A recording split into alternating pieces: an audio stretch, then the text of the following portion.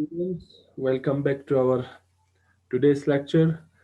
आज के लेक्चर में हम डिस्कस करेंगे अबाउट इनऑर्गेनिक पॉलीमर्स।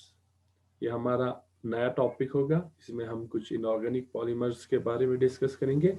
आज की क्लास में हम डिस्कस करेंगे about some of the important properties and classification as well as the introduction about inorganic polymers. So एक तो हम इंट्रोडक्शन पढ़ेंगे, डिफिनेशन देखेंगे क्या है inorganic polymer, then various classification modes देखेंगे कि हम किससे किन किन बेसिस पे इनऑर्गेनिक पॉलीमर्स को हम क्लासिफाई कर सकते हैं, and then finally you will look upon some of the important properties of this inorganic polymers. So let's see, चल देखते हैं हम इनऑर्गेनिक पॉलीमर्स क्या चीज़ है। ठीक है, तो before starting our inorganic polymers, let's first हम ये जानने की कोशिश करेंगे कि ये पॉलीमर्स क्या चीज़ है। ठीक है, सो दिस पॉलीमर्स हमारा दो वर्ड का बना हुआ है। एक आपका है पॉली, जिसका मतलब है मेनी, ठीक है, एंड दूसरा we have mers. Mers means we have repeating units. So what is polymers? Polymers are GAN molecules. ये बहुत बड़े मैक्रो मॉलिक्यूल्स होते हैं जिनमें बहुत सारे रिपीटिंग यूनिट्स जुड़ा हुआ होता है एक दूसरे के साथ। जब इसमें बहुत सारे रिपीटिंग कंबाइन होंगे इन दो, तो आपका एक बहुत बड़ा मैक्रो मॉलिक्यूल बनेंगे जिसे हम पॉलीमर्स कहते हैं। अब इनऑर्गेनिक पॉलीमर्स क्या है? इनऑर्गेनिक पॉलीमर्स अगर हम देखें तो ये वो गैंड मॉलिक्यूल्स है या मैक्रो मॉलिक्यूल्स है जिनकी बैकबोन में अदर देन कार्बन एटम्स के अलावा दूसरे इनऑर्गेनिक एलिमेंट्स उनकी बैकबोन में प्रेजेंट रहते हैं। ठीक है, तो कैसे हम डिफाइन कर सकते हैं? सो अगर हमें इनऑर्गेनिक पॉलीमर्स को डिफाइन करना है तो we can write inorganic polymers are giant molecules, GAN, or we can say big or macromolecules composite of atoms other than carbon. ठीक है, तो इंपॉर्टेंट ये है, देखो अदर देन कार्बन, कार्बन के अलावा अगर दूसरा कोई इनऑर्गेनिक एलिमेंट्स आपकी बैकबोन में, जो पॉलीमर मॉलिक्यूल्स के बैकबोन जो चेन में प्रेजेंट होंगे, तो ऐसे पॉलीमर्स को हम इनऑर्गेनिक पॉलीमर्स कहेंगे। So these atoms are linked together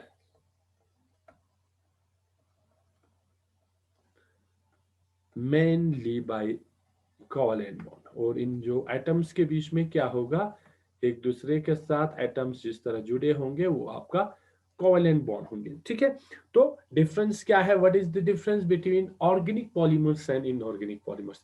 जब हम ऑर्गेनिक पॉलीमर्स की बात करते हैं तो हमारा जो मेन जो कार्बन चेन होता है उसमें कार्बन प्रेजेंट होते हैं। ठीक है, तो अगर हम पॉलीइथाइलिन के बारे में बात करें तो हमारा इस तरह लॉन्ग जो चेन होगा, मेन चेन होगा, कार्बन चेन होंगे और इस पे साइड ब्रांचिंग दूसरे ग्रुप्स प्रेजेंट होंगे। लेकिन जब हम इनऑर्गेनिक पॉलीमर्स की बात करते हैं, इनऑर्गेनिक पॉलीमर्स में हमारे कार्बन के अलावा जैसे कि हमारा फास्फोरस हुआ, नाइट्रोजन हुआ, सल्फर हुआ, सिलिकॉन हुआ, इस तरह मेन जो बैकबोन है पॉलीमर की चेन में, वहां पे कार्बन के अलावा दूसरे एलिमेंट्स प्रेजेंट रहेंगे। ठीक है, लेट्स सी सम एग्जांपल, उससे आपको और भी क्लियर हो जाएंगे कि इनऑर्गेनिक पॉलीमर्स में क्या चीज होता है। तो अगर हम कुछ पॉलीमर्स की एग्जांपल की बात करें तो सबसे पहले हमने ऑलरेडी पढ़ा हुआ है पॉलीफॉस्फाजीन्स। ये क्या है? This is an inorganic polymers. क्या है बैकबोन में? अगर हम स्ट्रक्चर देखें तो इसका स्ट्रक्चर ऐसा कुछ है, पी डबल बॉन्ड एन, और पी के साथ दो ग्रुप जुड़ा हुआ है। अब इसको क्योंकि पॉलीमर है तो हम इसको लिखेंगे n. N means number of repeating unit. This depends on whether it is a poly oligomer and polymer. जब ये एन बहुत ज्यादा होंगे तो पॉलीमर बनेंगे, अगर एन 10 तक होंगे तो ऑलिगोमर बनेंगे। तो ये एक एग्जांपल है जहां पे बैकबोन में क्या है, फास्फोरस और नाइट्रोजन है। तो यही पे डिफरेंस पड़ता है कि ऑर्गेनिक पॉलीमर में मेनली आपकी बैकबोन जो चेन होंगे उसमें कार्बन रहेंगे, हाउएवर इनऑर्गेनिक में अदर देन कार्बन, कार्बन के अलावा दूसरे एलिमेंट्स प्रेजेंट होंगे। अनदर एग्जांपल अगर हम पॉलीफॉस्फेट्स की बात करें, polyphosphate is also example of inorganic polymer. This is P double bond O R O, P double bond O R O R O. So this group is the repeating unit and this gets extended according to the number of this n. तो ये n पे depend करेगा कि ये जो chain होगा कितना लंबा जाएगा, ठीक है। और अगर हम एग्जांपल देखेंगे तो we have polymeric sulphur nitrate, जिससे हमने ऑलरेडी पढ़ा हुआ है। सल्फर नाइट्रेट जिसमें क्या होता है एस एन रिपीट होता है एन नंबर, ये एस एन क्या होगा रिपीट होंगे तो ये लॉन्ग चेन बनाएंगे। तो ये भी आपका एक टाइप का क्या है इनऑर्गेनिक पॉलीमर्स है। वी हैव पॉलीकार्बोरेंस, यहाँ पे क्या होता है जो हमारा कार्बोरेंस होता है वो ब्रिजिड किया होता है this silicon derivative, this is C B10 H10, here again CSIR R, ठीक है। तो ये इस तरह एक्सटेंड होगा ये वाला ग्रुप, ये भी क्या है एग्जाम्पल ऑफ इनऑर्गेनिक पॉलीमर्स है, ठीक है। अब यहाँ पे जो ब्रिज प्रेजेंट होते हैं इससे हम कहते हैं पॉलीसाइलोजेन ब्रिज, पॉलीसाइलोजेन ब्रिजेस, ठीक है। तो इस पॉलीमर में आपका पॉलीसाइलोजेन ब्रिज होता है। या हमारे अगर हम सिलिकॉन्स की बात करें, ठीक है, SIRROSIOR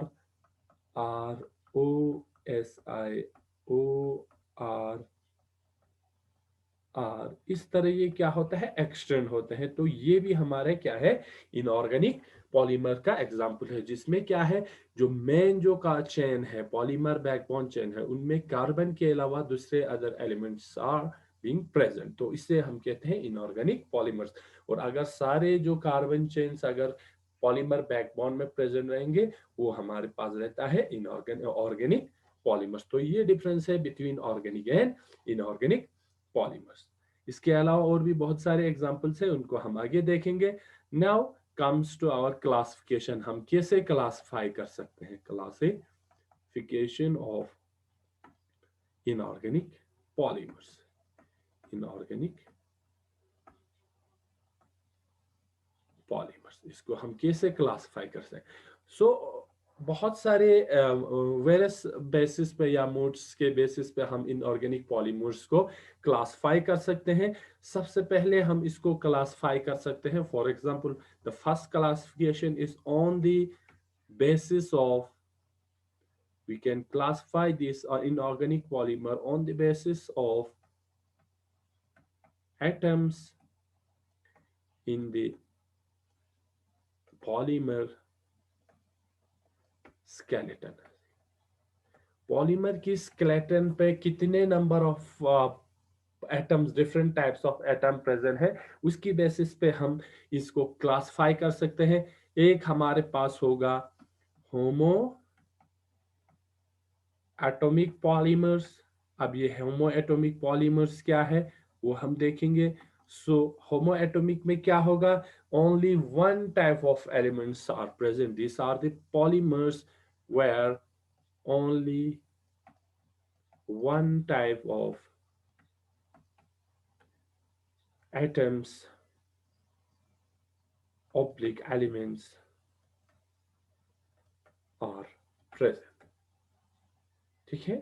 तो यहाँ पे एक ही फॉर एग्जांपल अगर हम सल्फर एसिड की बात करें तो वहां सल्फर या तो सिर्फ सिलिकॉन होना चाहिए या सिर्फ फास्फोरस होना चाहिए, ठीक है, या सिर्फ फॉर एग्जांपल दूसरे एलिमेंट्स होना चाहिए, लेकिन नंबर ऑफ जो एलिमेंट्स होंगे वो सिर्फ एक ही टाइप का होना चाहिए, मिक्स टाइप नहीं होना चाहिए। तो ऐसे पॉलीमर्स को हम कहेंगे होमो atomic polymers. The second category here is hetero atomic polymers. अब ये हेटेरो एटॉमिक पॉलीमर्स क्या है, ये है जहां पे more than one number of elements are present in the polymers. So these are the type of polymers where more than one type of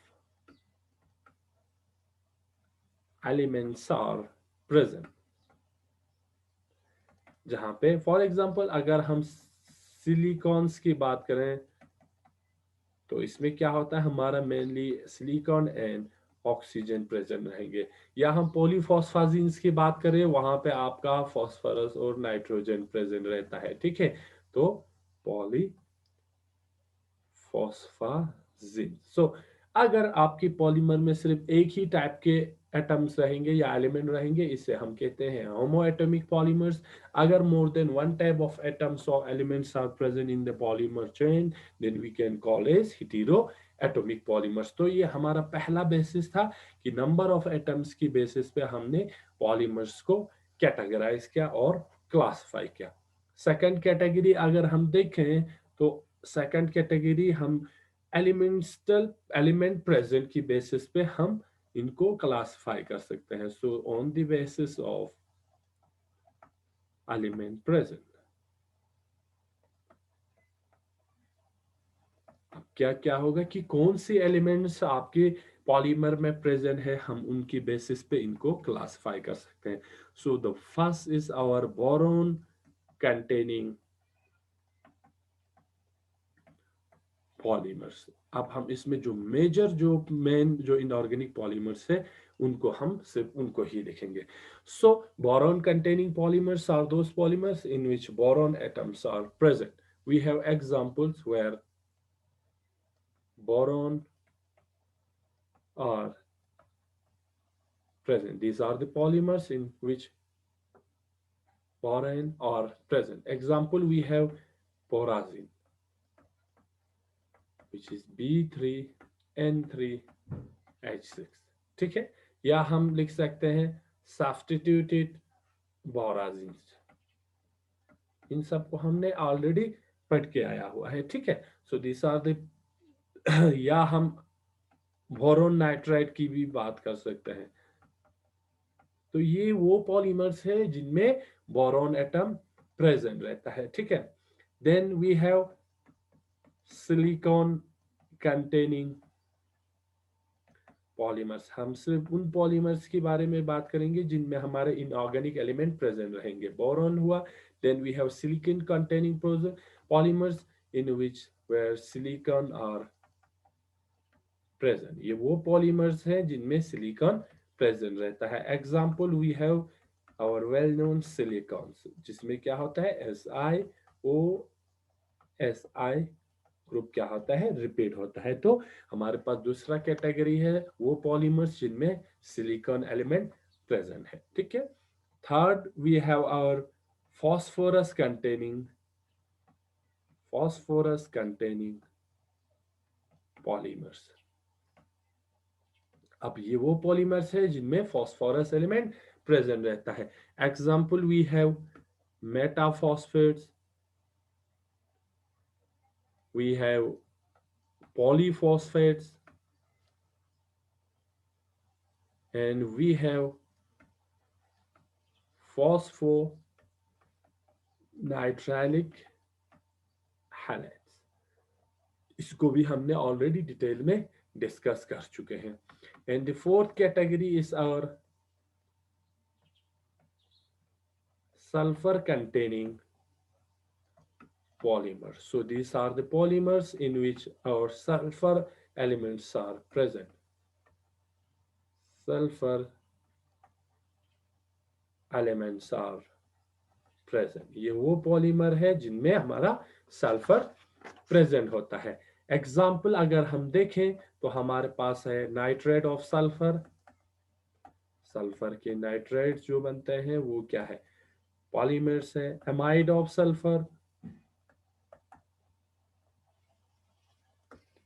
and we have sulphur thiazyl halide जो कि already हमने discuss किया है। Sulphur of थायाजाइल highlights, ठीक है। तो ये है हमारा second category of inorganic polymers जो कि बेसिस है on the presence of the inorganic polymer inorganic element present in the polymer. हमारे पास है बोरॉन कंटेनिंग पॉलीमर जिनमें बोरॉन प्रेजेंट रहेंगे, सिलिकॉन कंटेनिंग पॉलीमर जिनमें सिलिकॉन प्रेजेंट रहेंगे, and we have phosphorus containing polymer जिनमें फास्फोरस रहेंगे, and we have sulphur containing polymers जिनमें आपका इनऑर्गेनिक सल्फर्स प्रेजेंट रहेंगे। तो सेकंड कैटेगरी हम on the basis of presence of element in organic element की प्रेजेंस पे पॉलीमर्स को कैटेगराइज कर सकते हैं या क्लासिफाई कर सकते हैं। Then we can classify on the basis of method of preparation. On the basis of method of preparation. Method of preparation के बेसिस पे भी हम पॉलीमर्स को, इनऑर्गेनिक पॉलीमर्स को क्लासिफाई कर सकते हैं।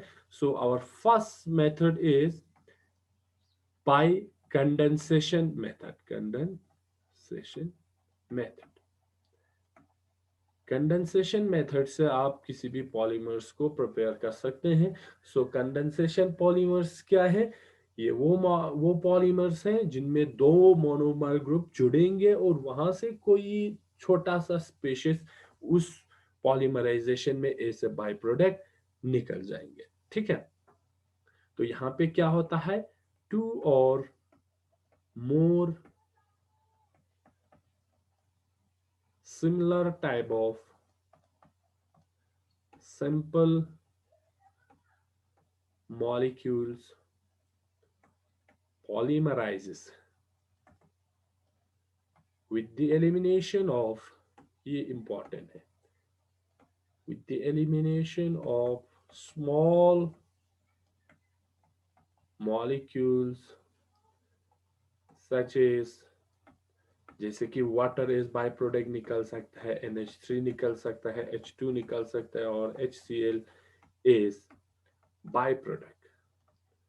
तो ये वो पॉलीमराइजेशन मेथड है जिनमें दो या दो से ज्यादा मोनोमर ग्रुप एक दूसरे के साथ पॉलीमराइज होंगे with the elimination of A small molecule is the by product. For example, अगर हम ये रिएक्शन देखें, हम रिएक्शन करते हैं सिलिकॉन क्लोराइड्स का SiRrCl2, इसका जब हम रिएक्शन करते हैं वाटर के साथ तो हमें एक प्रोडक्ट बनता है silicon, this chloride get replaced by our hydroxyl group, और ये जो hydroxyl group, then this number of hydroxyl group get polymerizes, फिर यहाँ पे ये क्या होगा?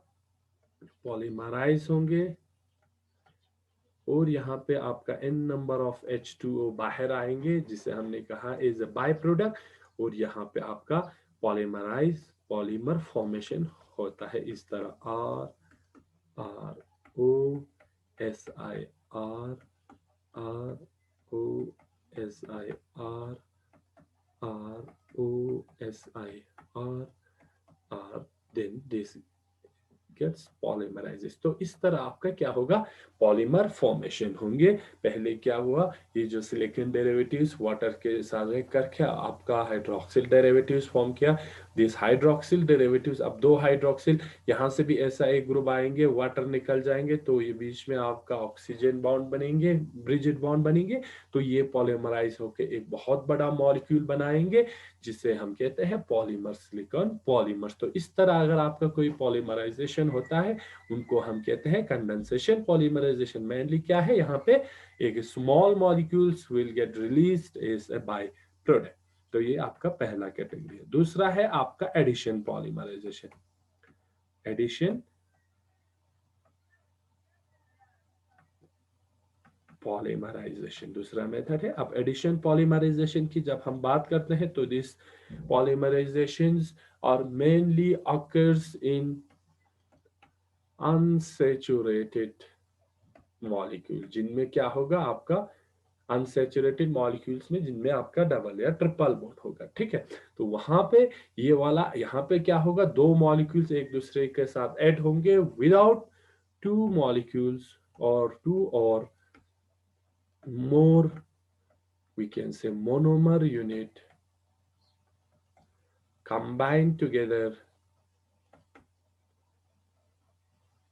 without leaving any byproduct। कोई भी बाय प्रोडक्ट निकले बगैर दो क्या होगा, मॉलिक्यूल जुड़ जाते हैं। ठीक है, इसके लिए हमारा एग्जाम्पल है sulphur trioxide in presence of water. Presence of water gives addition polymers. We can say addition polymers. ठीक है, तो इसीलिए सल्फर ट्राइऑक्साइड की जो रिएक्शंस करते हैं उनको वाटर के एब्सेंस में करते हैं, या इसको किसी दूसरे जो पॉलीमराइजेशन को रोकने वाले किसी दूसरे एडिटिव्स के साथ इनकी रिएक्शन करता है। अदरवाइज यहाँ पे एडिशन पॉलीमराइजेशन की वजह से बहुत बड़ा एडिशन पॉलीमर फॉर्म होता है। और third type is coordination polymerization, या we can say coordination polymers. अब ये कोऑर्डिनेशन पॉलीमर्स क्या है? कोऑर्डिनेशन पॉलीमर्स में आपका बॉन्ड बनता है, कोऑर्डिनेट बॉन्ड बनता है, coordinate bond formed in such type of polymers, coordinate bond formed between metal and ligand। Ligand और मेटल के बीच में बॉन्ड बनेंगे। ठीक है, सो अगर चिलेट कंटेनिंग है तो ठीक है, chelate containing metals atoms can also form such polymers। ठीक है, इंपॉर्टेंट पॉइंट है, it can also be prepared through elimination addition reaction. इसको हम, तो यहाँ पे क्या होगा, मेटल होंगे आपका सेंट्रल मेटल एटम, दूसरे हर साइड से क्या होगा इस तरह। फॉर एग्जांपल हम कोई एमीन वाले लिगेंड लेंगे तो ये इसके साथ बॉन्ड बनाएंगे। ठीक है, नाइट्रोजन एमीन का यहाँ पे बॉन्ड बनाएंगे। ज्योमेट्री डिपेंड करेगा कि मेटल कौन सा है। ठीक है, कुछ मेटल्स टेट्राहाइड्रल स्ट्रक्चर फॉर्म करने की कोशिश करते हैं, कुछ ऑक्टाहाइड्रल, कुछ आपका स्क्वायर प्लेनर। और ये जो ज्योमेट्री डिपेंड करेगा वो इस मेटल एटम पे डिपेंड करेंगे कि ये जो सेंट्रल मेटल एटम कौन सा है। तो कोऑर्डिनेशन पॉलीमर्स क्या है? ये वो पॉलीमर्स है जिनमें आपका कोऑर्डिनेट बॉन्ड बनता है between metal and the ligand. तो लिगेंड्स और मेटल के बीच में आपका क्या होगा, कोऑर्डिनेट बॉन्ड फॉर्म होंगे। ऐसे पॉलीमर्स क्या कहते हैं हम, कोऑर्डिनेशन पॉलीमर्स कहते हैं। तो on the basis of method of preparation के बेसिस पे भी हम इनऑर्गेनिक पॉलीमर्स को क्लासिफाई कर सकते हैं। ठीक है, तो ये एक और टाइप का क्लासिफिकेशन हुआ। And our fourth type is on the basis of, we can classify inorganic polymers on the basis of conjugated atom present, conjugated atom present. Conjugate कौन कौन से एटम के बीच में है उनकी बेसिस पे भी हम इनऑर्गेनिक पॉलीमर्स को क्लासिफाई कर सकते हैं। For example we have conjugated silicon oxygen polymers in which हमारा सिलिकॉन और ऑक्सीजन के बीच में बॉन्ड होंगे पॉलीमर बैकबोन में। For example silicon and related compounds containing polymers, जिनमें क्या होता है, सिलिकॉन और ऑक्सीजन के बीच में बॉन्ड बनेंगे इस तरह, आपका सिलिकॉन और ऑक्सीजन के बीच में इस तरह पॉलीमर बॉन्ड बनेंगे। ठीक है, तो वो पॉलीमर है जिनमें सिलिकॉन और ऑक्सीजन के बीच में बॉन्ड बनता है इस तरह। We have conjugated phosphorus nitrogen atoms. ये वो पॉलीमर है जैसे कि हमारा पॉली फॉस्फो नाइट्रेलिक हैलाइड। ठीक है, पॉलीमर जिसमें क्या होता है हमारा NRX2 टाइप ऑफ पॉलीमर। क्या होगा, N इस तरह यहाँ पे X होंगे, X होंगे। ठीक है, तो यहाँ से कोई ग्रुप इस तरह, ये क्या होगा, फॉस्फोरस और नाइट्रोजन, यहाँ पे फॉस्फोरस है, यहाँ पे नाइट्रोजन है। ठीक है, तो ये इस तरह एक्सटेंड हुआ होता है। ये वो पॉलीमर्स है जिनमें फॉस्फोरस और नाइट्रोजन के बीच में कंजुगेशन होता है पॉलीमर्स में, यहाँ पे डबल बॉन्ड।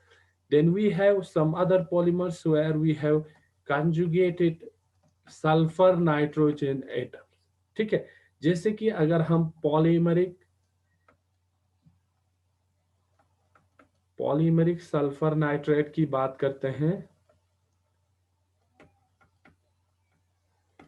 जिसकी स्ट्रक्चर में जिसको हम एस एंड एक्स से डिनोट करते हैं, तो इसमें क्या होगा, हमारा नाइट्रोजन सल्फर इस तरह हमारा चेन बन जाता है। तो इनमें हमें क्या मिलता है, ये वो पॉलीमर्स हैं जिनमें कंजुगेटेड सल्फर और नाइट्रोजन एटम प्रेजेंट होते हैं। तो on the basis of conjugated atoms present in the polymer, we can also classify inorganic polymers into different categories। ठीक है, तो ये था हमारा classification of inorganic polymers.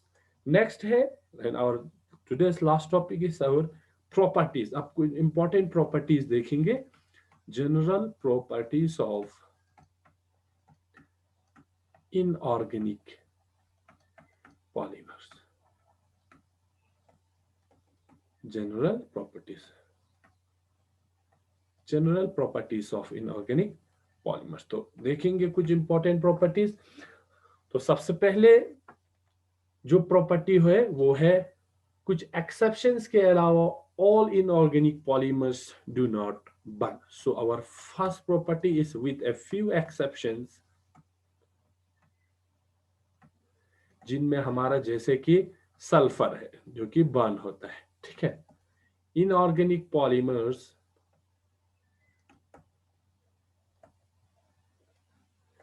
Do not burn, ये बर्न नहीं होता है। जैसे कि अगर हम ऑर्गेनिक पॉलीमर्स की बात करते हैं, उनमें बर्न होना स्टार्ट होता है अगर आप टेम्परेचर इंक्रीज करेंगे तो, लेकिन इनऑर्गेनिक पॉलीमर्स बर्न नहीं होंगे।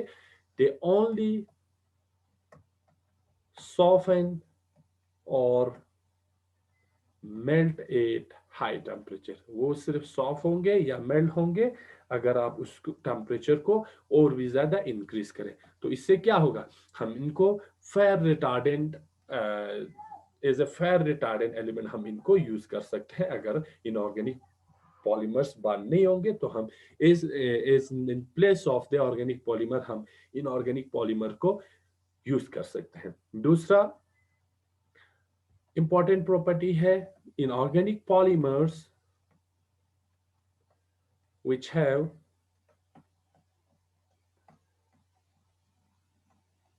cross-linked structures with a high density of covalent bond are generally stiffer and harder than the organic polymers। दूसरा क्या है, इनऑर्गेनिक पॉलीमर जिसमें हाई क्रॉस लिंकिंग स्ट्रक्चर्स बनते हैं और डेंसिटी बहुत ज्यादा होता है कोवैलेंट बॉन्ड की, वो जनरली स्टीपर होता है और हार्डर होता है as compare to organic polymers. ठीक है, ये और एक इंपॉर्टेंट प्रॉपर्टी है। Then your the chain segment और एक प्रॉपर्टी है,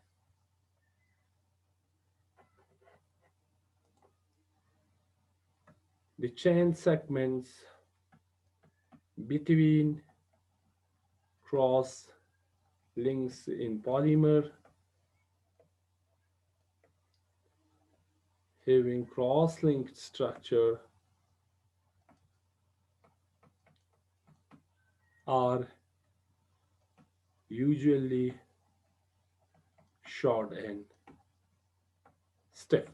ठीक है, और जो चेन सेगमेंट जहां पे क्रॉस लिंकिंग पॉलीमर्स है वहां पे क्रॉस लिंकिंग का स्ट्रक्चर एक तो शॉर्ट होता है, दूसरा इनका बहुत स्टिफ होता है।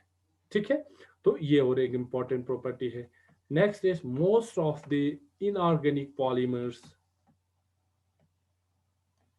are built up of highly polar repeating unit। ठीक है। मोस्ट जो इनऑर्गेनिक पॉलीमर्स होते हैं वो पोलर यूनिट का बना होता है, लेकिन इन जो हम ऑर्गेनिक पॉलीमर्स की बात करते हैं वो mainly non polar repeating unit का बना हुआ होता है। इससे क्या होगा, inorganic polymers mainly highly polar solvent में डिसॉल्व होंगे और ऑर्गेनिक सॉल्वेंट आपका नॉन पोलर सॉल्वेंट में डिसॉल्व होंगे। ठीक है। देन अनदर इंपॉर्टेंट प्रॉपर्टी ही क्या है, inorganic polymers are generally much less ductile होते हैं, ductile than the organic polymers. क्या है, इनऑर्गेनिक पॉलीमर्स लेस डक्टाइल होंगे as compare to the organic polymers. इससे क्या होगा, फॉर एग्जांपल आपके पास कोई ऑर्गेनिक पॉलीमर्स हैं तो you can extend this polymer up to 20% of its length. ठीक है, you can extend 20% extendable of its length.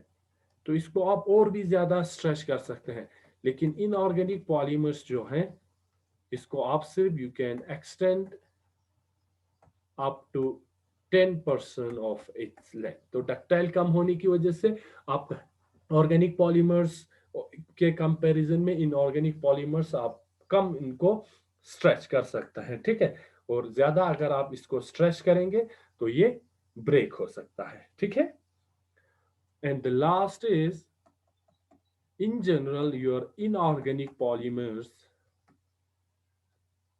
are एक तो stronger होंगे more as compared to your organic counterparts, harder and more brittle than the organic polymers. So inorganic polymers एक तो strong होंगे, harder होंगे and more brittle होंगे than the organic polymers। ठीक है, तो ये था all about our introductory parts of inorganic polymer, जिसमें हमने डिटेल में डिस्कस किया various introductory parts, then we have classifications and finally हमारे पास था different property of inorganic polymers which differentiates it from our organic polymers। ठीक है, तो आज के लिए इतना ही। Thank you.